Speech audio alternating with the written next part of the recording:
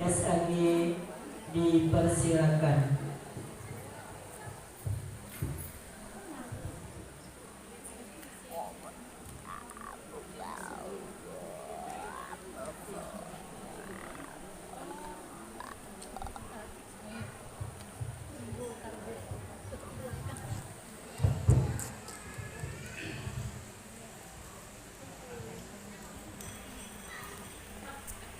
Assalamualaikum warahmatullahi wabarakatuh.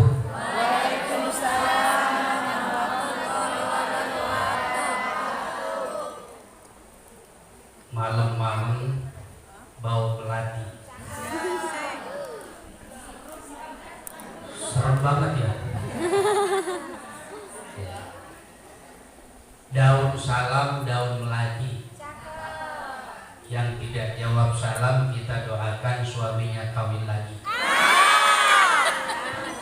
Assalamualaikum warahmatullahi wabarakatuh. Waalaikumsalam warahmatullahi wabarakatuh. Ketahuan, nggak kepengen suaminya kawin lagi. Pohon salam, pohon mangga. Yang jawab salam kita doakan masuk surga. Assalamualaikum warahmatullahi wabarakatuh. Waalaikumsalam warahmatullahi wabarakatuh. Bismillah, alhamdulillah, wassalatu wassalamu ala rasulillah wa ala alihi wa sahbihi wa mawalah.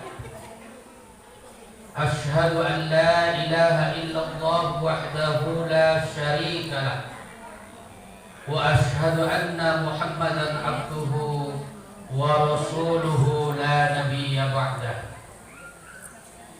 Allahumma salli ala Muhammadin wa ala alihi wa sahbihi ajma'in. Qala Allah Ta'ala fi kitabihil karim, a'udzu billahi minasy syaithanir rajim. Bismillahirrahmanirrahim. Innamal mu'minuna ikhwah fa aslihu baina akhwaykum wattaqullaha la'allakum turhamun. Wa qala Rasulullah sallallahu alaihi wasallam, man ahabba ayyabsuta fi rizqihi wa yuqtara fi atharihi falyasil rahimahu.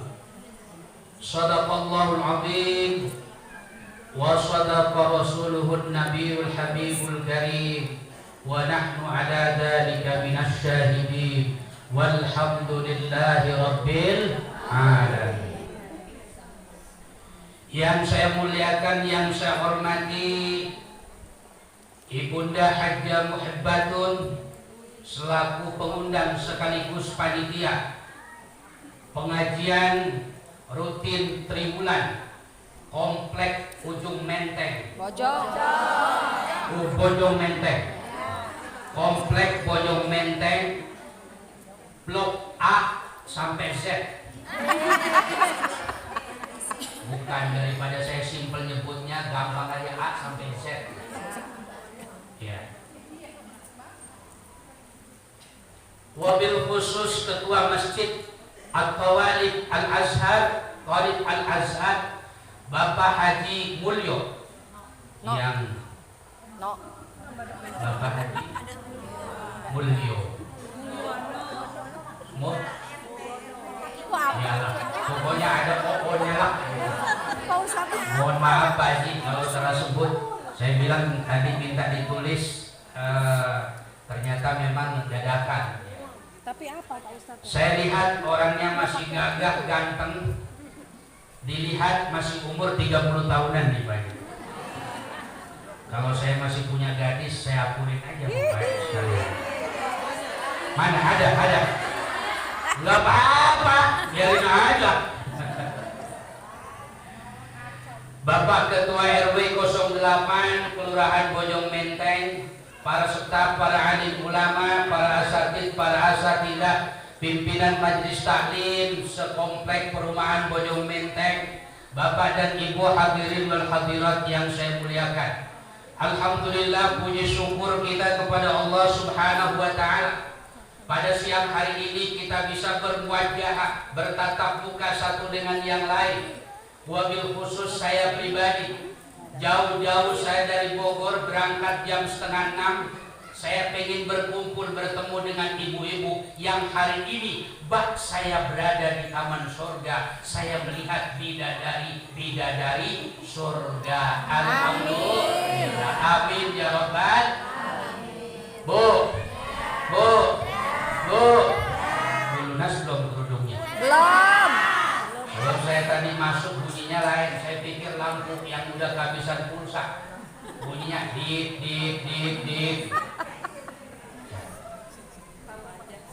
Salawat serta salam semoga Allah selalu curahkan kepada Nabi kita Muhammad sallallahu alaihi wasallam. Ibu-ibu yang saya hormati, tidak banyak yang akan saya sampaikan pada pertemuan kali ini. Yang pertama, pertemuan pengajian ini mari kita jadikan alat untuk menjaga iman kita. Kenapa, Bu? Kenapa kita harus menjaga iman? Karena di era zaman sekarang ini, multimedia, era digital, setan juga akan semakin canggih untuk menggoda, merayu dan menggelincirkan setiap umat manusia, khususnya emak-emak dan ibu-ibu. Contohnya naon? Contohnya nopo? Selfie. Pengajian aja selfie. Ke tempat wisata selfie. Ya, di kamar selfie. Di ruang tidur selfie. Kamar mandi juga bisa jadi selfie. Kemudian ibu-ibu selfie kemudian diangkat kepada status media sosial.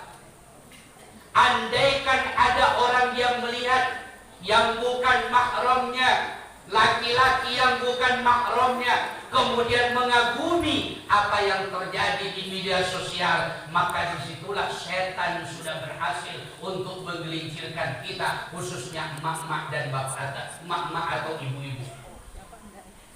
Bahasa saya, Bu, ada dosa yang terus mengalir sampai kapanpun kita sudah meninggal dunia. Ada dosa yang terus mengalir ke kita sekalipun kita sudah meninggal dunia ratusan dan ribuan tahun yang lalu. Apa itu? Tatkala kita memberikan kesempatan kepada orang lain untuk berbuat dosa dan itu disebabkan oleh kita. Ibu harus paham, sekuat-kuatnya iman laki-laki, sehebat-hebatnya iman laki-laki, tapi kalau disodorin keok juga tuh iman. Ya, keok juga tuh iman. Makanya jangan diangkat. Ya, jangan diangkat ke media sosial. Cukup itu buat simpanan pribadi. Ini contoh yang kecil. Ya. Di era digital sekarang ini, Bu, Masya Allah, setan atau iblis berusaha menggelincirkan setiap kita umat manusia, khususnya emak-emak atau ibu-ibu ini. Semakin canggih teknologi, semakin canggih pula yang namanya bekal yang dilakukan oleh setan atau iblis untuk menggelincirkan setiap manusia. Setiap sudut setan iblis itu berusaha min baini aydihim wa min khalfihim wa an aymanihim wa an syama'ilihim. Setan akan menggoda setiap umat manusia dari depan, dari belakang, dari kanan, dan juga dari kiri. Semua sudut akan dilakukan oleh setan untuk menggelincirkan menggelincirkan setiap umat manusia supaya umat manusia dia tidak menghuni surganya Allah Subhanahu wa taala, supaya kita manusia bersama-sama dengan mereka di dalam nerakanya Allah Subhanahu wa taala. Na'udzubillah, tsumma na'udzubillah. Ibu-ibu yang saya hormati, ada 4 cara setan itu menggelincirkan kita. Yang pertama, yang paling sederhana, dijadikan orang itu muncul yang namanya riya, yang namanya takjub, yang namanya ujub. Maka setan menggelincirkan umat manusia. Ketika umat manusia itu sudah berbuat riya, ujub, pamer terhadap apapun, maka disitulah setan berhasil menggoda setiap umat manusia. Riya itu ada beberapa penyebab, Bu. Yang pertama, ada riya karena fisik, ada pamer karena fisik, ada ujub karena fisik, ada bangga karena fisik, ganteng, cantik, gagah, bahenol, denok, dan lain-lain. Bu, setan menggoda dari fisik setiap umat manusia. Dia bangga, dia ujub terhadap dirinya. Tatkala kita berkaca, tatkala ibu bercermin, di tengah-tengah cermin, di hadapannya cermin, disitulah setan mulai menggoda kita. Cantik bener ya gua, apalagi gua pakai beginian, apalagi gua pakai ini, pakai kacamata, apalagi gua pakai kerudung ini, kerudung itu. Masya Allah, disitulah muncul riya dan ujub. Maka riya dan ujub ini adalah senjata setan laknatullah dan iblis. Untuk apa? Untuk menggelincirkan iman seseorang. Kenapa? Kata Rasulullah SAW, tahukah wahai engkau para sahabat, apa yang dinamakan dengan syirik asghar, syirik kecil? Para sahabat terdiam, dikembalikan kepada Rasulullah SAW. Maka Rasulullah menjawab, syirik yang paling kecil adalah riya, pamer, ujub, bangga terhadap dirinya dengan fisiknya. Makanya hati-hati nih Bu. Kalau kita punya fisik bagus, cantik, denok, bahenol, manis, dan lain-lain, cukup itu menjadi kebanggaan pasangan kita. Jangan dipamerin kepada orang lain. Makanya dalam Islam dituntut, diwajibkan agar wanita itu memakai hijab. Ada kewajiban setiap umat Islam yang wanita untuk menutup aurat. Kenapa? Karena aurat itu hakikatnya hanya untuk yang mahram. Aurat tidak boleh diperlihatkan kepada orang yang bukan mahramnya. Haram hukumnya bagi seorang wanita untuk memperlihatkan auratnya walaupun satu helai rambut pun. Makanya kalau ada perempuan kemudian satu helai rambut pun terlihat dengan orang yang bukan mahramnya, laki-laki yang bukan mahramnya, itu artinya dia sudah memanggul di atas kepalanya api neraka. Makanya saya sampaikan ibu-ibu pada hari ini, Masya Allah, ini saya lihat di hadapan saya, ini jemaah yang dipimpin oleh Bu Hajjah Muhibbatun, bagaikan bidadari dari surga, luar biasa. Cantik, ada yang pink, ada yang merah, ada yang abu-abu, ada yang pelangi, ada yang pelangi. Maksudnya campur-campur. Ini kan ada pink, ada merah, ada hijau, ada abu-abu, ada biru. Saya anggap aja pelangi. Makanya kita jangan bangga dengan fisik. Kenapa? Ketika kita bangga dengan fisik, kemudian muncul riya dan pamer, ujub terhadap fisik yang kita punya, nanti juga akan menyesal. Kenapa? Fisik itu ada keriputnya, Bu. Makanya bapak-bapak, Pak Haji, Pak RW, Masya Allah, mudah-mudahan kita mendampingi pasangan kita bukan karena fisik kita, tapi karena betul ridho Allah, mengharap ridho Allah Subhanahu wa ta'ala. Kita mencintai, menyayangi pasangan kita harus berdasarkan karena cinta dan sayang karena Allah. Makanya wajar ada lagu, Bu, apa? Cintai aku karena Allah, sayangi aku karena Allah. Luar biasa. Man ahabba syai'an lillah wa abghada syai'an lillah faqad istakmalal iman. Siapa orang yang sudah mencintai sesuatu, membenci sesuatu karena Allah, maka dia hakikatnya sudah sempurna imannya. Sebab kalau kita cinta bukan karena Allah, sayang bukan karena Allah, rapuh kita. Makanya kecanggihan teknologi media sosial sekarang ini memungkinkan banyak pasangan berselingkuh. Kenapa? Sudah tidak ada lagi cinta karena Allah. Kalau cinta karena Allah, pasangan seperti apapun pasti kita akan menerimanya. Apakah itu masih muda, apakah itu setengah baya, apakah itu sudah tua, pasti kita siap untuk menerimanya. Tapi hati-hati, makanya mohon maaf Ibu. Maaf, beribu-ribu maaf, saya tidak melarang, tapi saya hanya mengingatkan jangan banyak curhat di media sosial. Berantem sama suaminya, dia ketipu, macam-macam. Ya. Berantem sama tetangganya ke media sosial, di Facebook, di WA, dibikin status. Ya. Beruntung sekarang itu dari ikatan cinta pindah lagi dari cinta setelah cinta. Ya, sinetronnya itu luar biasa. Ya, si Niko walaupun dia sudah punya istri Starla, tapi dia berani menikahi si Ayu. Saya pernah nonton saya.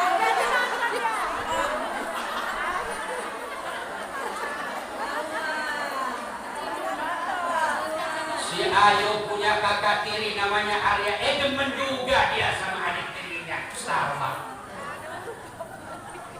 Ada pengusaha namanya Pak Ben, senang juga sama Starla. Hebat banget tuh Starla. Apa loh? Ya, saya punya TV, masa saya nggak boleh nonton? Saya punya TV satu, ditonton oleh istri saya. Lah istri saya demen. Cinta setelah cinta, sebelum cinta setelah cinta ada dua wanita pilihan. Lah saya nongkrong di depan TV, akhirnya ke bawah juga saya. Tahu Niko, tahu Starla, tahu Ayu saya. Ya Allah, saya bilang ini demennya emak-emak. Udah gitu saya dicengin. Tuh begitu tuh laki-laki, dia nggak pernah jujur, persis kayak Niko. Suaminya lagi disalahin di urusannya. Padahal yang kawin lagi siapa yang disalahin suaminya? Dibikin status sama istri saya, difoto ketika Niko ketemu di rumah sakit, dikomen oleh ibu-ibu, bener Bu, saya juga lagi nonton, kesel saya sama Niko. Luar biasa. Matiin TV-nya. Bu, jangan keseringan kita bikin status di media sosial. Bahaya. Kenapa? Karena setan disitulah akan muncul, menggoda, merayu, menggelincirkan iman kita. Biarkan kita punya kebanggaan terhadap fisik. Siapa yang harus memiliki fisik kita? Suami dan pasangan kita yang berhak. Ini mah Masya Allah, giliran datang ke pengajian cantiknya bukan main. Giliran datang ke kondangan cantiknya bukan main. Giliran suaminya datang bawa apak, bawa kompor, bawa ini, bawa segala macam. Udah gitu parfumnya cuma 2, kalau nggak balsam Remason. Betah nggak tuh kalau model istri kita begitu? Aduh, kalau mau kondangan aja bedak 3 cm, bibir merah 3 cm, alis juga begitu, bulu mata dipasang, softline juga dipasang. Untuk siapa? Pak Ustaz. Jawab betul. Insya Allah. Kebablasan. Hati-hati. Ria karena fisik itu juga bahaya dan itu senjata setan. Kita bangga, kita pamer gara-gara fisik kita bagus, yang laki-laki ganteng luar biasa, sehingga muncul karakter sifat penggoda terhadap perempuan. Bahaya, dan itu adalah panah racunnya iblis. Ketika kita memandang, melihat orang lain lebih cantik, lebih ganteng daripada pasangan kita, disitulah panah iblis sudah mulai bersarang dalam hati kita. Lalu bertanya ibu, Pak Ustadz, kira-kira kalau saya ngagumi suami orang dalam hati nih, ganteng bener tuh suami tetangga. Ya. Kalau sepanjang tidak ada action nggak apa-apa Bu. Sebagai rahmat dan karunia dari Allah, mengagumi ciptaan Allah itu rasa syukur kita kepada Allah. Persoalannya yang bahaya adalah actionnya. Rasanya. Ya. Satu, senjata iblis, yaitu bangga dengan fisik kita. Yang kedua, bangga dengan ilmu kita. Ini juga senjata iblis. Hati-hati, ada orang yang bangga dengan ilmunya. Hebat dia kalau dia memiliki ilmu. Apapun dia lalap, ceramah juga bagus, ngasih nasihat juga bagus. Bangga dengan ilmunya, itu juga merupakan senjata dari iblis. Apa kata iblis? Hebat lo, hebat ceramah lo, didatangi ribuan orang, gak ada yang mengalahin lo. Lo mah pasti hebat. Kalau lo ngomong pasti bikin orang ketawa. Kalau lo cerita yang sedih pasti bikin orang nangis. Hebat, tidak ada orang yang lebih hebat daripada engkau. Senjata iblis, senjata setan, pamer ria karena ilmunya. Makanya hati-hati.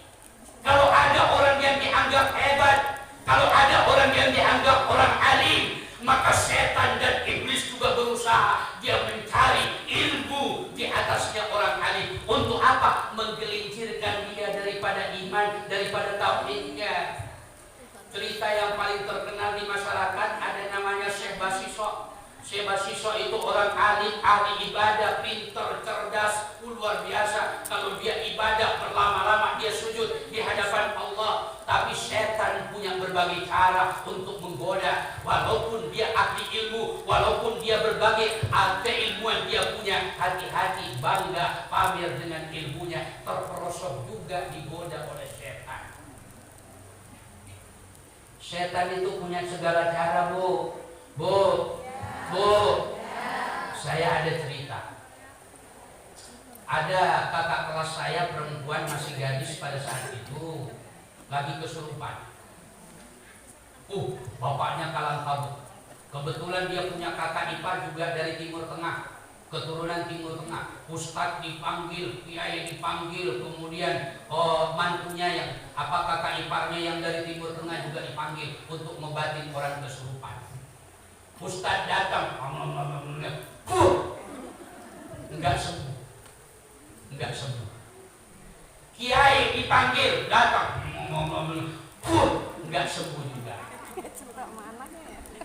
Kakak iparnya dari Timur Tengah, dari Timur Tengah kan bahasa Arabnya hebat, baca Qurannya juga hebat. Dia baca Quran diledek oleh setan. Lah, lu baca Qurannya masih kalah sama gua.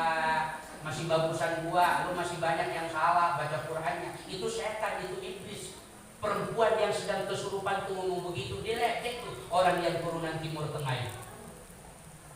Kemudian yang namanya orang tuanya itu pasrah. Jam 2 dia sudah kecapean, sudah kesulitan, sudah lelah dia mendampingi anaknya yang begitu kuat tenaganya, seakan-akan dia bukan dirinya. Maka iblis, setan yang sudah bersarang dalam dirinya, hati-hati.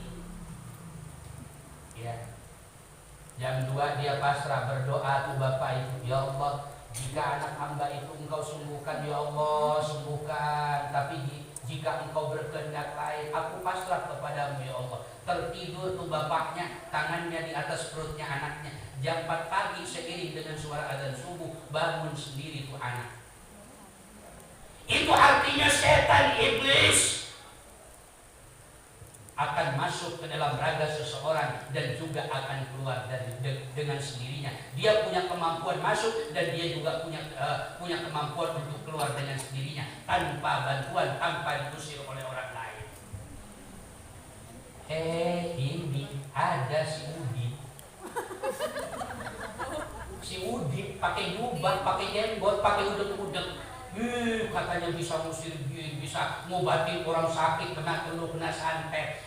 Ngadepin pesulap merah, heok juga dia. Di penjara juga dia. Ya Allah. bangga dengan ilmunya. Ya. Sekarang ini mah zaman membungkus ibu.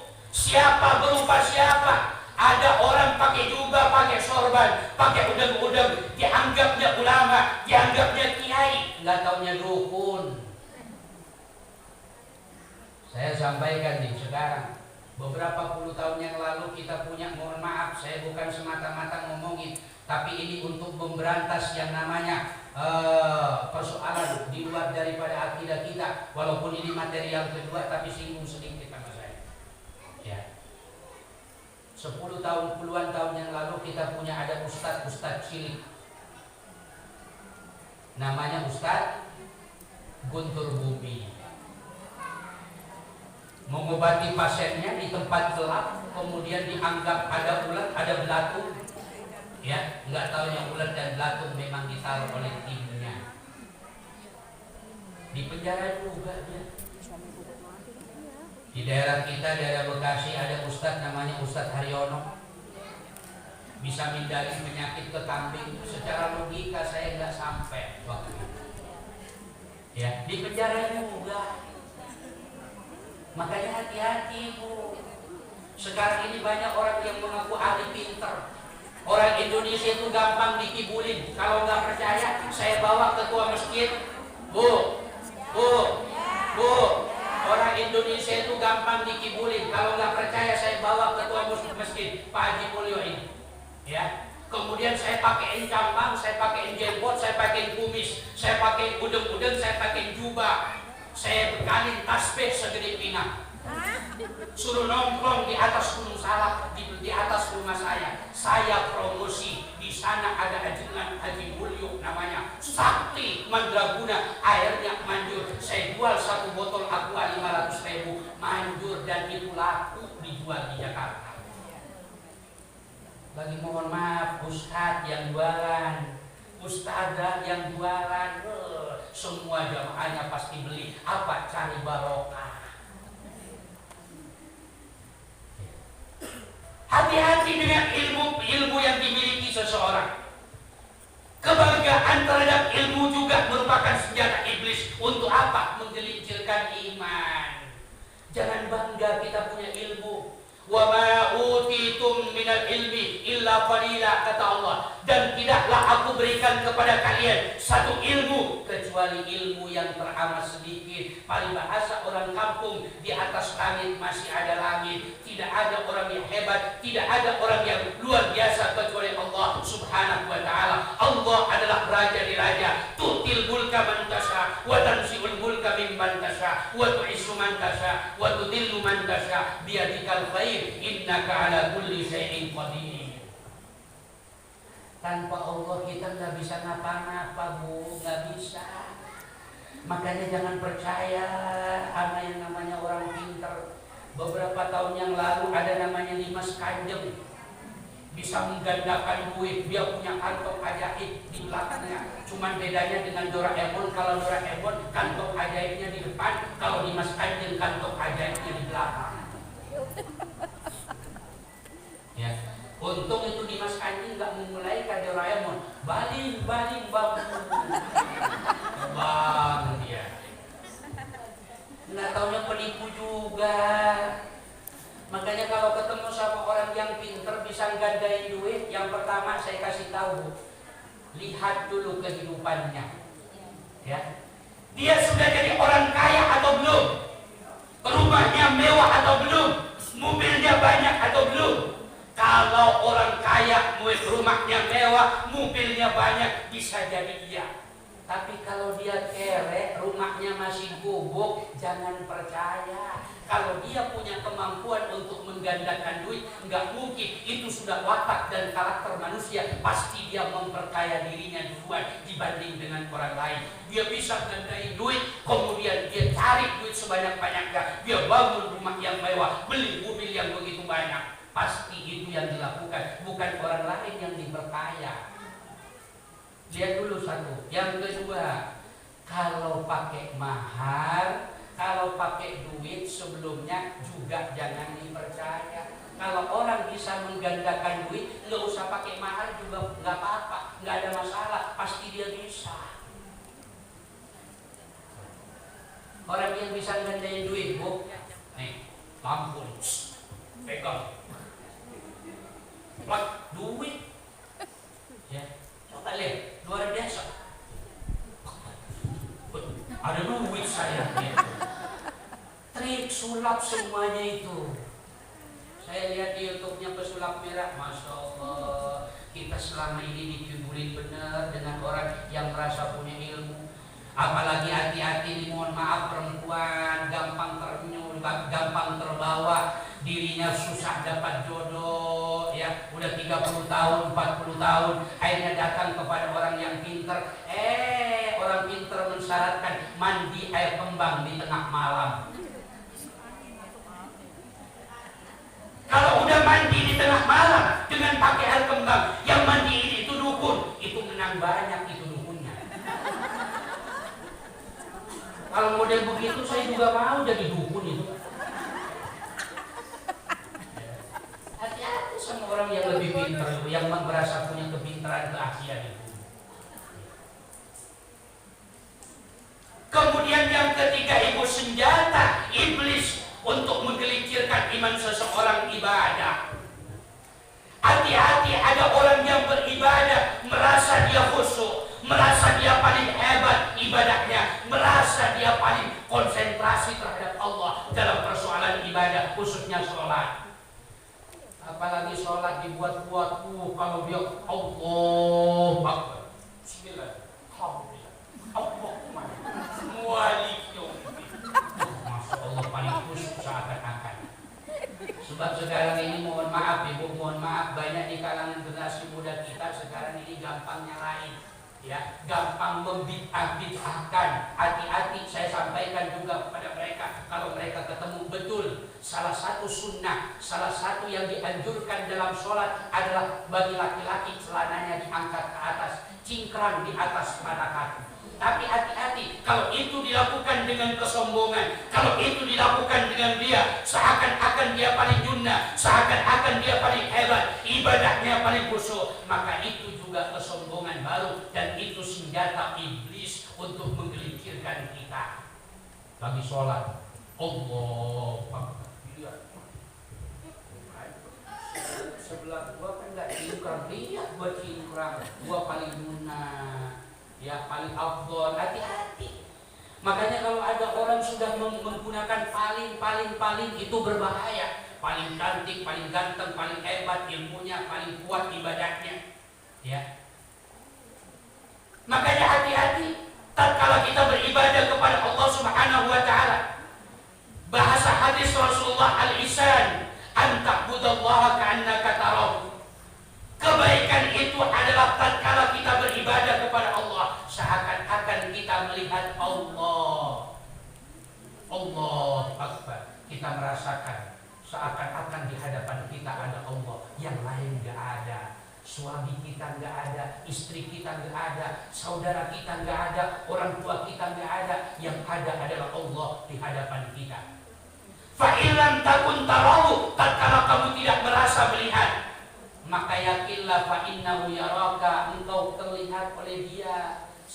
Bahwasanya harus diyakini bahwasanya Allah melihat engkau dengan apa yang sudah diperbuat.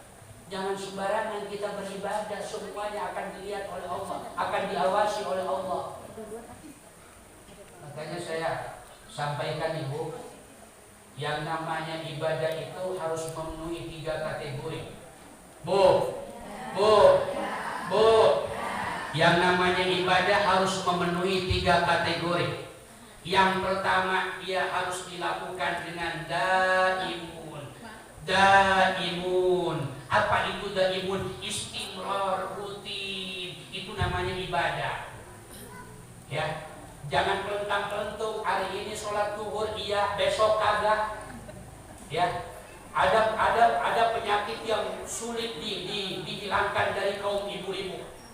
Ada penyakit yang menghalangi ibadah ibu-ibu. Apa penyakit yang berat dihilangkan di kalangan ibu-ibu? Penyakit tanggung. Penyakit apa, Bu? Tanggung. Allahu Akbar, Allahu Akbar.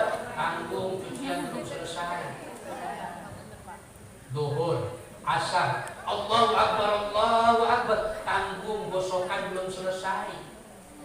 Maghrib Allahu Akbar, tanggung belum mandi. Isya juga begitu, subuh apalagi tanggung, bapaknya masih nempel. Ada penyakit yang susah dihilangkan dari kaum ibu-ibu. Makanya ketika kita beribadah, Bu, harus niatnya karena Allah, bukan karena siapa-siapa.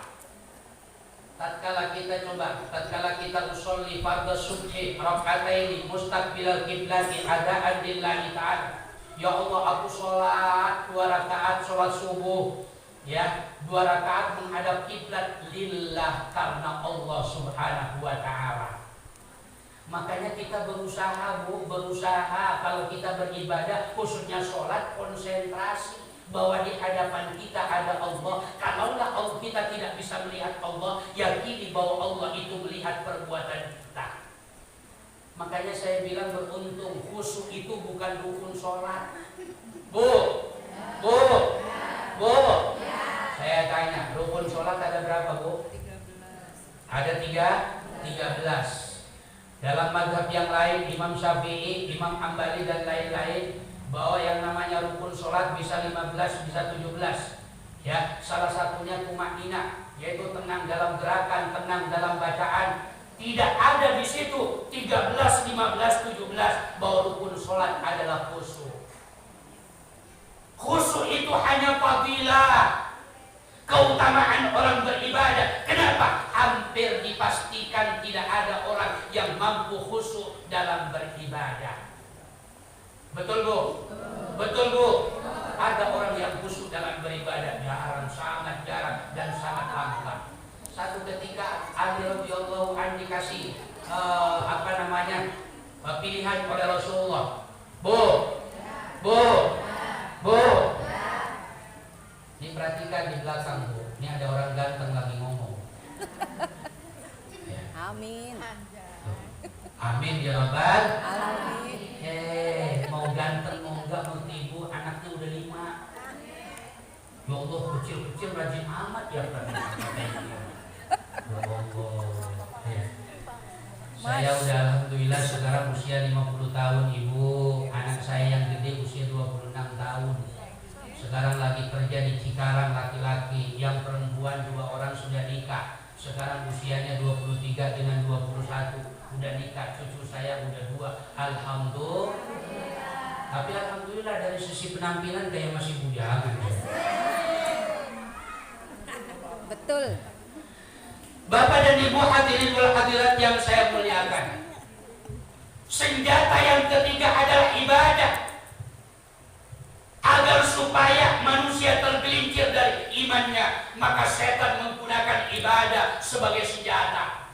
Tatkala ada orang yang bersih melakukan ibadah, kemudian ria, pamer terhadap orang lain, maka disitulah setan iblis berhasil menggoda kita, Ibu. Seakan-akan kita paling khusyuk. Makanya khusyuk itu bukan persoalan rukun, khusyuk itu hanya fadilah. Kenapa? Karena tidak ada orang yang mampu bisa khusyuk kecuali Rasulullah Shallallahu Alaihi Wasallam. Ali pernah dicoba dites, akan diberikan hadiah, wahai Ali, tatkala engkau sudah khusyuk melaksanakan ibadah, sholatlah Ali. Kemudian Ali ditanya, assalamualaikum, ditanya oleh Rasulullah, belum sempat zikir, ditanya oleh Rasulullah, kamu mau pilih sorban yang mana? Kemudian Ali mau berbicara, saya pengen sorban yang hijau ya Rasul. Kamu tidak khusyuk, Ali. Kenapa? Kamu mikir ketika sholat yang merah, yang hijau, yang kuning, yang merah, yang hijau, yang kuning. Akhirnya kamu putuskan hijau. Baru assalamualaikum, kamu udah ngomong yang hijau ya Rasul. Gak ada yang khusyuk kita. Bahkan model kita, Ibu, ya Allah, ketika kita sholat dari takbir pertama sampai salam, kita kelayapan keliling dunia. Dari takbir Allah. Tahu aja ya. Besok rencana gua ke pengajian Khalid Al-Azhar jam 9 sampai jam setengah 12. Nanti saya pulangnya begini. Allahu Akbar. Rakaat kedua mulai lanjut. Besok saya berangkat ke Munas. Dari Munas nanti Allahu Akbar. Saya nanti pulang kampung, ujung-ujungnya dari takbir takbir sampai salam, dia sampai dari Jakarta Bekasi sampai ke kampungnya. Assalamualaikum, assalamualaikum. Dia kaget, masih di Bekasi. Itu model kita. Sulit kita untuk usul beribadah ini. Orang ketika takbir kehilangan kunci sebelum sholat, itu habis 4 rakaat cuma dikirim kunci. Ketika takbir Allahu Akbar, di mana tuh kunci? Ketika menjelang sholat, benar di atas pintu kunci. Menjelang salam itu juga ingatnya kita. Ya Allah, benar Bu? Betul Bu? Masya Allah. Ya sulit kita. Makanya beruntung khusyuk itu bukan rukun. Sebab kalau khusyuk itu rukun, bisa dipastikan kita banyak yang tidak sah, batal sholatnya. Makanya khusyuk tidak ditaruh dalam rukun sholat. Sebab yang bisa membatalkan sholat hanya rukun. Kalau rukun ketinggalan, rukun tidak dipakai, maka sholatnya tidak sah. Adapun yang namanya sunnah, maka tidak menyebabkan sholatnya tidak sah. Salah satu contoh kunut pada saat sholat subuh. Ada orang yang pakai kunut, sah sholatnya. Ada orang tidak pakai kunut, sah sholatnya. Nggak usah diperdebatkan.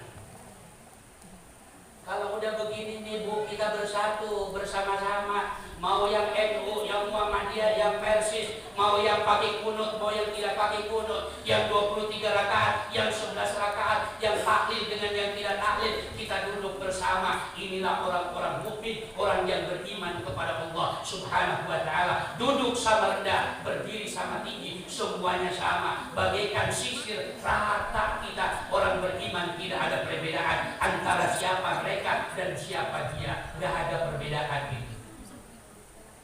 Makanya kata Allah dalam surah Al-Hujurat, A'udzu billahi minasyaitonir rajim. Bismillahirrahmanirrahim. Innamal mu'minuna ikhwah. Sesungguhnya orang-orang mukmin itu bersaudara. Fa aslihu, damaikan di antara mereka, baina akhawaikum wattaqullah la'allakum tuflihun. Ya, dan bertakwalah, semoga kamu mendapat kemenangan.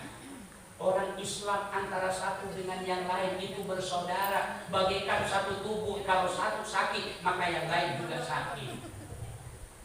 Gara-gara arisan berantem, yang satu maju, yang satu enggak. Besoknya giliran, yang satu maju, yang satu enggak.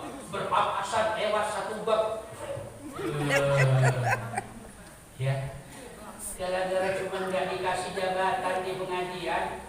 Ya, dia pengennya megang keuangan, nggak dikasih megang keuangan, nggak ngaji seumur hidup. Gua malas ngaji tempat itu.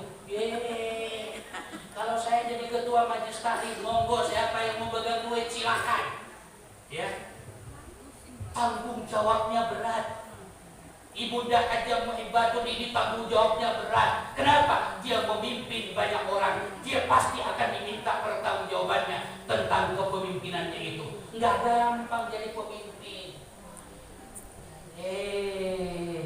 BBM dinaikin oleh pemimpin kita. Masya Allah. Ya. Hati-hati. Makanya ke depan Ibu, kalau ada yang namanya pemilihan pemimpin, jangan salah kita memilih pemimpin. Kenapa? 5 tahun mereka menjabat sengsaranya kita seumur hidup. Sekarang pertalite dari 7.650 jadi 10.000. Kata teman saya, itu mah pemerintah biar gampang hitungnya Ustaz, makanya pertalite jadi 10.000. Kenapa bisa gampang? Iya, 1 liter 10.000, 2 liter 20.000, 3 liter 30.000, gampang hitungnya. Makanya digulting jadi 10.000 rupiah. Istri saya itu ikut sebenarnya, cuman nggak mau, malu katanya mau datang ke sini. Saya taruh di Ustadz Mahmud. Istri saya itu tukang jualan. Itu jualan tutut. Tahu tutut? Jangan salah ngomong. Tutut. Tutut itu kiong yang ada di sawah. Ya. Alhamdulillah sekarang buka lagi karena harga sedang mahal. Kemarin cabai sampai 100.000. Sekarang sudah mulai turun. Ketika belanja pertama ternyata cabai naik lagi. maka dinaikin oleh istri saya satu porsi mestinya 6.000, kemudian dinaikin jadi 8.000. Tapi tetap karena masyarakat sudah kangen dengan masakan tutut istri saya, satu hari kemarin dapat omset 700.000 rupiah. Alhamdulillah. Alhamdulillah. Nanti kalau saya datang lagi ke ibu-ibu, saya bawa satu karung, satu ember nanti. Makannya maksudnya biar dinikmati bersama-sama. Biar merasain tutut masakan istri saya. Ya, monyong. Disedotin. Sekarang kenapa nggak bawa? Nggak produksi. Karena mau hadir ke pengajian. Kebetulan kenapa saya bawa istri? Karena saya punya anak baru pindah 2 minggu yang lalu di Cilengsi. Ikut suaminya, saya belum sempat nganterin. Maka hari ini saya manfaatin sekaligus untuk silaturahim ke anak saya. Makanya saya bawa anak dan istri supaya kita bersama-sama datang ke rumah anak saya sekaligus nengokin cu. Biasa kalau udah aki-aki mah yang dikenang, yang dilihat, yang diingat cucu. Istri nomor 2, suami nomor 3. Ya, yang diingat adalah cucu. Tapi hati-hati, saya kasih tahu nih buat pasangan muda. Pasangan muda yang berkarya, yang berkarir, ada dosa di zaman modern yang banyak dilakukan oleh orang tua di zaman now. Apa itu? Tatkala memberikan beban kepada orang tuanya yang dia bukan beban dirinya. Apa salah satunya? Menitipkan anak terhadap neneknya. Dosa. Hati-hati itu. Ya. Nenek itu bukan tanggung jawab cucunya, atau cucu bukan tanggung jawab neneknya. Anak itu tanggung jawab bapak atau emaknya. Makanya jangan cuma produksi, Bu. Habis produksi titip sama neneknya. Giliran anaknya kenapa-napa, luka, ketabrak, lecet, jatuh. Yang disalahin siapa? Emak nggak becus ngurusin cucunya. Dosa kita itu. Ya. Kalau kita sudah berkarir, punya penghasilan, punya duit, ya, biar supaya tidak neneknya yang ngasuh, udah cari pembantu, cari pengasuh. Kalau nenek sama aki-aki dititipkan mah seneng-seneng aja, ya, tempat mainan. Sebab sekarang itu saya juga begitu, Ibu. Kalau pulang ke rumah yang dicari cucu saya dulu. Cuman saya hebat, bahasa keluarga saya curang. Kenapa? Saya nggak mau saya disebut oleh aki-aki, oleh cucu saya aki ataupun mbah. Ya, saya tetap akan dipanggil Abah. Kan gak lucu ibu-ibu datang ke rumah saya, berkunjung ke rumah Ustaz. Ada anak kecil, kakek. Ya, makanya panggilannya Abah. Opung. Ya, cucu saya 2, yang 1 hampir 2 tahun, yang 1 baru 1 tahun. Tetap panggilannya Abah. Begitu. Ya. Kemudian yang terakhir, Ibu. Ya, yang terakhir yang namanya senjata iblis. Ya, ini baru yang pertama ya. Saya insya Allah akan ceramah di sini sampai jam 2. Sanggup, Bu? Sanggup. Sanggup, Bu? Sanggup. Sanggup, Bu? Sanggup. Enak aja, saya pengen pulang. Main sanggup-sanggup aja. Ya. Yang terakhir senjata iblis adalah model pakaian. Itu senjata iblis. Hati-hati, iblis punya senjata dari sisi model pakaian, dari sisi harga pakaian, dari sisi penampilan pakaian. Hati-hati, iblis menitipkan senjatanya kepada pakaian yang kita pakai. Tatkala kita memakai pakaian yang serba wah, datang kepada pengajian, larap lirik kanan kiri, kita ngomong dalam hati kata, di dalam hati kita masing-masing. Gua tahu bajunya beli di pasar 200.000, baju gua 500.000, 700.000, 1.000.000 belinya di mall. Hati-hati, kita bangga dengan penampilan dan pakaian kita. Padahal Ibu, pakaian itu memang ngikutin status kita, Ibu. Kalau ada orang kaya, banyak duit, rumahnya mewah, mobilnya banyak, dia mau pakai yang harga berapapun, tetap orang percayanya harganya pasti mahal. Tapi kalau orang kere, orang miskin, gak punya apa-apa, mau beli pakai yang harga 1 juta, kagak ada orang percaya. Ya, Saya punya teman anggota DPR, Bu. Sekarang masih aktif, anggota DPR. Itu pakai jas. Oh, di dalam gedung DPR hebat dia pakai jas. Nganggep teman-temannya mahal. Itu terbuat dari bahan gold, keluaran dari luar negeri. Nggak taunya cerita sama saya, dia beli di tukang luak di Imperan Senen, Jakarta. Harganya Rp50.000. Dipakai ke gedung DPR karena dia anggota DPR, dianggapnya harganya jutaan. Ikutin strata sosial. Ya. Makanya ibu jangan sedih, yang kaya jangan bangga, yang miskin jangan sedih. Semuanya itu semua adalah ujian. Yang terpenting yang namanya penampilan itu menutup aurat, dan itu sudah bisa dipastikan bebas daripada perbuatan dosa. Sebab bisa jadi kata Rasulullah, nanti ada umatku yang kelihatan berpakaian tapi dia tidak berpakaian. Siapa itu? Tatkala dia merasa berpakaian, merasa pakai hijab, dia berbusana muslimah, tapi pakaiannya serba ketat. Bu, pakaian muslimah itu harus menutup 3 hal. Yang pertama rambut dengan sebagian kepala, kemudian yang kedua leher sampai dada, kemudian yang ketiga punggung. Insya Allah ini sudah syar'i. Alhamdulillah. Amin ya Rabbal. Makanya kalau nanti ustazahnya jualan, ya ustaznya jualan, cari jilbab yang gede. Karena kalau udah ustazah yang jualan pasti laku. Ustaznya, ustazahnya yang jualan, jamaahnya dibela-belain. Saya pernah protes sama Mama Dede. Ketika saya mengundang Mama Dede di masjid saya protes. Kenapa? Dia bawa air. Ya, dia bawa air. Saya bilang sama Mama Dede, "Mak, jangan diiming-imingi jamaah ini dengan air seperti ini. Ya, kalau mau jualan aja di luar area Mama Dede kampus. Bikin apa namanya toko dan lain-lain. Kenapa? Pasti jamaah Mama Dede pasti beli. Sekalipun dia nggak tahu keuntungannya, sekalipun dia nggak tahu yang namanya kehebatan air itu, karena Mama Dede yang jualan pasti beli. Orang saya, Bu, saya minta kepada ibu-ibu pengajian yang saya pimpin, yang saya bina setiap hari Senin, minta dibeliin pintu. Sekali saya datang itu bisa ngasih 3 juta. Itu jamaah saya bisa ngasih 3 juta. Saya punya musola di rumah, kemudian lagi direhab. Waktu itu kemudian saya butuh pintu, minta kepada jamaah, kemudian dikasih oleh jamaah langsung 3 juta hari itu cash. Yes. Saya ngundang Ustaz Maulana. Tahu Ustaz Maulana, Bu? Jamaah. Tuh, udah familiar rupanya. Ya. Enggak ceramah 2 jam, beliau enggak ada ceramah. Cuman kita pakai untuk mengumpulkan dana.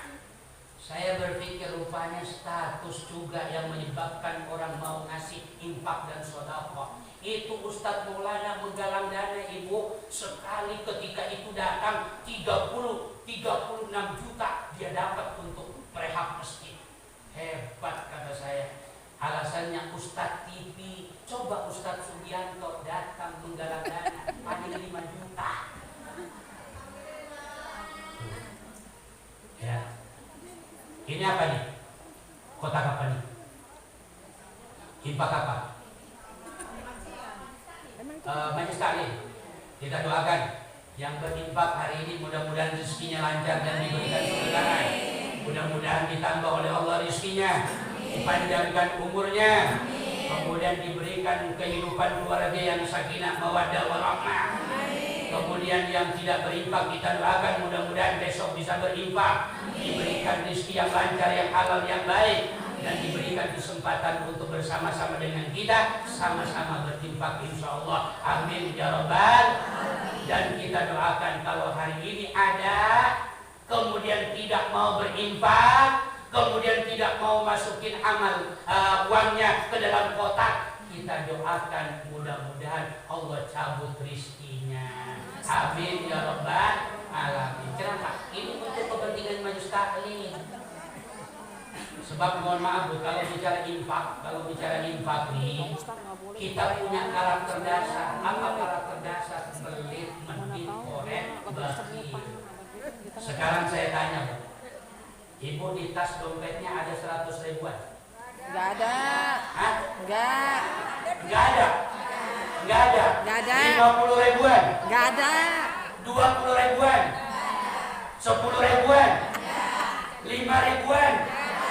2 ribuan? Tadi masukin ke kotak yang berapa? Yang berapa tadi? 10.000. Udah gitu ada cerita ibu, ada orang salah masukin, mau ngambil 2 ribuan kena 100 ribuan, masukin ke kotak amal Jumatan. Itu ternyata dia nggak pulang-pulang Pak Haji, nungguin takbir masjidnya, ya. Giliran semua orang pada pulang, dia sendirian datang ke takbir masjidnya. Maaf Pak Haji, saya tadi salah naruh uang. Tadinya saya pikir 2 ribuan, ternyata 100 ribuan. Saya minta kembalian dong 98 ribu. Masya Allah. Ya. Memang dasar karakternya pelit kita. Ya. Kita kembali kepada persoalan ibu. Ada 4 senjata ya. Ada 4 senjata iblis untuk menggelincirkan iman kita. Yang pertama tadi adalah fisik, yang kedua ilmu, yang ketiga ibadah, yang keempat model pakaian dan penampilan. Kemudian yang kedua, cara iblis menggelincirkan manusia. Singkat aja karena 10 menit lagi. Yang kedua, senjata iblis untuk menggelincirkan umat manusia dengan cara memberikan ibadah, melakukan ibadah dengan kemusyrikan. Banyak orang yang beribadah, banyak orang sholat, banyak orang berpuasa, tapi praktek kehidupannya dia jatuh kepada kemusyrikan. Contoh kasus sekarang ini banyak orang lebih baik dipercaya, lebih baik percaya sama orang pintar dibanding dengan percaya kepada ustadznya. Ini ada ustadzah rutinnya enggak? Ada. Ganti-gantian apa ada rutin? Ganti-gantian ustadznya. Oh ganti-gantian 3 bulan sekali. Saya punya majelis taklim Bu, setiap hari Senin. Saya mimpin majelis taklim ibu-ibu ada 4. Ya, hari Senin 1, hari Selasa 1, hari Kamis 1, hari Sabtu 1. Ada 4 ibu-ibu pengajian majelis taklim. Saya bilang ibu lebih percaya sama orang yang baru ketemu dibanding ustadznya yang sudah 25 tahun mengajar. Coba lihat, ustadznya berbicara hindari kemusyrikan, hindari orang pintar, jauhi dukun-dukun itu. Tapi tetap ketika kepepet datangnya kepada orang pintar, kemudian dia percaya, baru datang dia percaya. Ustadznya yang ngomong selama 25 tahun dia kagak percaya. Hati-hati ibu. Man ataka hinan fayatasaddaqa. Siapa orang yang datang kepada orang pintar, yang mengaku orang pintar, yang mengaku dia dukun, dia sakti, dia bisa menggandakan duit, bisa mengobati apa saja yang menjadi penyakit orang seseorang, kemudian kita percaya dan yakin terhadap mereka, maka hati-hati, falam yuqbal, maka dia tidak akan diterima oleh Allah sholatahu arba'ina lailatan wa naharan, 40 hari 40 malam, enggak diterima itu ibadah. Kalau kita lihat Pak Haji Mulyo, beliau punya keahlian bukan ahli dalam metafisika. Beliau nyata, real, dipadukan dengan ilmu pengetahuan bahwa tidur nggak boleh yang namanya telapak tangan dengan pergelangan tangan di bawah rusuk. Sunnahnya itu kan apa namanya dari sikut sampai atas di bawah rusuk. Ya, jadi hati-hati itu. Kemudian kita tidak boleh yang namanya tengkurap sebelah, ya itu sunnah dalam tidur dan itu bisa dipelajari. Makanya ketika saya tadi mendengarkan, masya Allah, kita punya ketua masjid tapi ahli pengobatan. Makanya insya Allah jemaah kita insya Allah sehat-sehat. Kenapa? Ketua masjidnya ahli kesehatan. Tinggal datang ke Haji Mulyo, cuman bawaannya harus juga ada. Kupingnya gratis aja. Dekat ketua masjid Pak Haji, saya kan jamaah Pak Haji. Ya, emang Pak Haji nggak punya keluarga, manusia biasa. Walaupun insya Allah beliau tidak pakai tarif berapapun itu insya Allah diterima. Cuman kalau bisa ya di atas 500.000 lah. Tenang Pak Haji, saya promosi ini. Ya. Masa ketua masjidnya punya keahlian, jamaahnya cuma pengen gratisan? Jangan begitu. Ada cerita tentang ilmu mahal. Guru saya mau ceramah di Blok M. Malam-malam kemudian mobilnya mogok. Ya. Dicoba oleh supirnya nggak bisa juga. Akhirnya panggil bengkel. Panggil bengkel datang kemudian dibuka kapnya, diketrok 3 kali. Tok tok tok tok. Coba starter Bu Pak, starter sama supirnya. Hidup dia. Kemudian ditanya berapa? 300.000. Ya Allah mahal amat, 3 getok 300.000. Ini mah dipijit udah berulang kali, nasinya bocah. Ya, Masya Allah. Ya, coba kalau pergi kita ke mall, pergi kita ke tempat wisata, ratusan ribu, jutaan kita siap untuk dikeluarkan. Ini yang paling berbahaya kalau kita menjelang lebaran kita ngumpulin duit, kita siap jutaan, 3 juta, 5 juta keluar daripada Jakarta, Bekasi untuk mudik. Tapi suruh bersedekah, suruh berkorban hanya 3 juta, 5 juta berat. Bu, pulang kampung tuh biayanya berapa? Tergantung. Harus ada 5 juta. Saya pernah tanya, 5 juta habis selama 1 minggu. Harga kambing berapa? 3 juta. Mahalan mana? Mahalan mana? Mahalan pulang kampung. Tapi pulang kampung yang itu dibelain, sementara yang namanya untuk berkorban berat kita berkorban. Ya, itu sifat kita pelik luar biasa. Dijadikan kemusyrikan itu sebagai alat untuk menggelincirkan iman seseorang. Dia sholat iya, dia puasa iya, tapi dalam praktek kehidupannya muncul kemusyrikan terhadap Allah. Allah duakan, fa'idza sta'nanta fasta'in billah. Ketika kamu butuh pertolongan, minta kepada Allah. Tapi kenyataannya kita tidak pernah minta kepada Allah, mintanya kepada sesama manusia. Beberapa puluh tahun yang lalu ada dukun cilik namanya dukun Ponari. Ya, dukun Ponari itu saking gak warasnya orang Indonesia. Ketika dukun Ponari sedang sakit, dia tidak bisa mencelupkan batu ajaibnya yang konon katanya bisa menyembuhkan air comberan dari aliran sumur yang namanya keluarga Ponari. Diciduk, dimasukkan ke dalam botol aqua, dan hebatnya orang Indonesia diminum, dianggap itu mujarab dan bisa menyembuhkan penyakit. Itulah orang Indonesia gampang dibohongin. Di rumah saya itu di Gunung Bunder di Bogor, ya, itu tempat kelahirannya Nabi. Saya bangga juga itu Gunung Bunder kelahiran Nabi, sekalipun nabinya Nabi Pal. Pak Haji, kau dengar Ahmad Musodik Pak RW? Ahmad Musodik itu nerima wahyunya di Gunung Bunder. Al-Quran dan Injil diacak-acak, dipadukan jadi satu. Itu kitab sucinya yang namanya Ahmad Musodik. Tukang pemain bulu tangkis dari Nabi.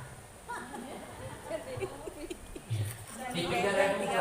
Sebelumnya ada wanita yang ngaku orang pintar, orang hebat, akhirnya menganggap dirinya sebagai istrinya malaikat Jibril, mengumandangkan kemusyrikan. Itu namanya Silia Edan. Dianggapnya ada yang namanya kiamat tanggal 7 bulan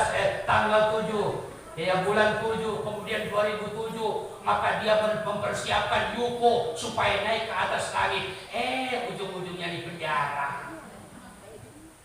Istrinya malaikat Jibril di penjara, menerima wahyu di puncak. Masya Allah. Ya. Orang Indonesia tuh gampang percaya, gampang dibohongin. Makanya hati-hati.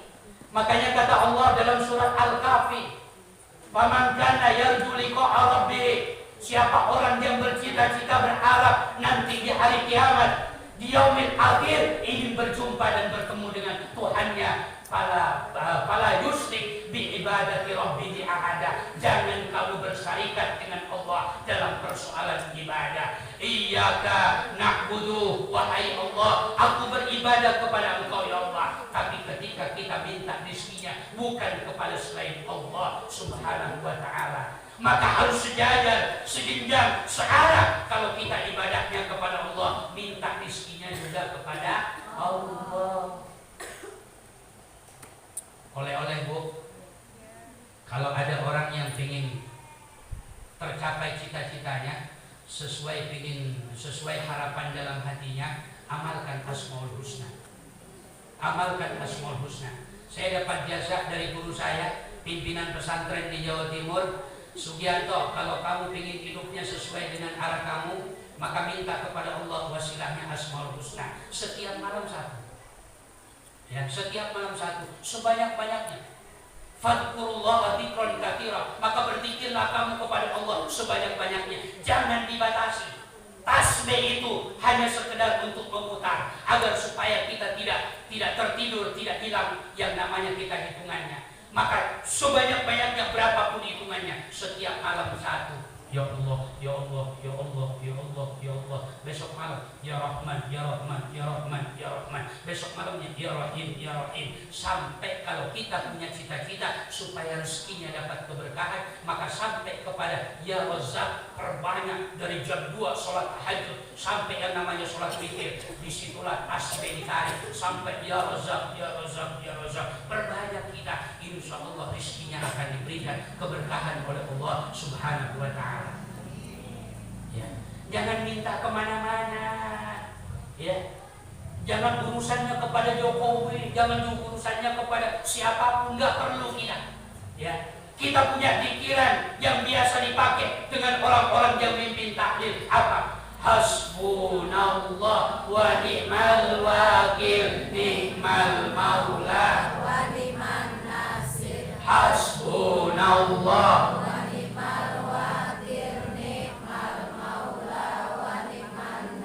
Tahu artinya? Tahu artinya? Tahu. Hasbunallah ni'mal wakil, cukuplah bagi kami Allah yang menjadi pimpinan. Ni'mal maula wa ni'man nasir, cukuplah bagi kami Allah sebagai penolong, bukan siapa-siapa, bukan pejabat, bukan atasan, bukan bos. Semuanya adalah Allah yang memberikan kita rizki kepada kita. Inna rabbaka yabsutur rizqa liman yasha. Sesungguhnya Allah Tuhan kita yang memberikan kelapangan kepada kita soal rizki dan menakarnya. Gak bisa. Makanya salah satu agar supaya rizki juga kita diperlancar oleh Allah pada siang hari ini, sambung silaturahim. Man ahabba ayyub fi rizki, siapa orang yang cinta, demen, suka diluaskan rizkinya, sambung silaturahim. Minimal datang ke majlis taklim, dapat kue, dapat minum, insyaallah. Ya, ini saja dua hal yang dapat saya sampaikan. Mudah-mudahan bermanfaat. Moga-moga kita bisa berjumpa dan bertemu kembali di gelombang yang sama, di tempat yang sama, dengan warga yang sama, insya Allah. Mudah-mudahan dan insya Allah kita berdoa kepada Allah, mudah-mudahan pertemuan ini pertemuan yang marhumah, pertemuan yang mubarakah, dan menjadikan sambung silaturahim semakin erat di antara masyarakat di Perum Bojong Menteng ini, insya Allah, dan ibu-ibunya semakin kompak, diberikan keberkahan hidupnya, keluarganya menjadi sakinah mawaddah warahmah, rizkinya mengalir, anak-anaknya jadi anak yang soleh dan solehah. Astaghfirullahaladzim, astaghfirullahaladzim, astaghfirullahaladzim. Al-Fatihah. Bismillahirrahmanirrahim. Alhamdulillahirabbil alamin arrahmanir rahim maliki yaumiddin. Iyyaka na'budu wa iyyaka nasta'in ihdinas siratal mustaqim siratal ladzina an'amta 'alaihim ghairil maghdubi 'alaihim waladdallin. Bismillahirrahmanirrahim. Allahumma shalli 'ala Muhammadin wa 'ala alihi wa sahbihi ajma'in. Hamdan syakirin, hamdan na'ibin, hamdan yuwafi ni'amahu wa yukafi mazidah. Ya Rabbana lakal hamdu kama yanbaghi لجلال وجهك الكريم وعظيم سلطانك. اللهم افتح لنا حكمة وانصر علينا من خزائن رحمتك يا ارحم الراحمين. Allahumma ighfir lana wa liwalidayna wa li jami'il muslimina wal muslimat wal mu'minina wal mu'minat al ahya'u minhum wal amwat wa ya qadiyal hajat. Allahumma rabbana taqabbal minna innaka antas samiul alim wa tub 'alaina innaka antat tawwabur rahim. Rabbana atina fid dunya hasanah wa fil akhirati hasanah wa qina adzabannar. Subhana rabbika rabbil izzati amma yasifun wa salamun alal mursalin walhamdulillahi rabbil alamin. Kurang lebihnya mohon maaf. Wabillahi taufiq wal hidayah. Wassalamualaikum warahmatullahi wabarakatuh.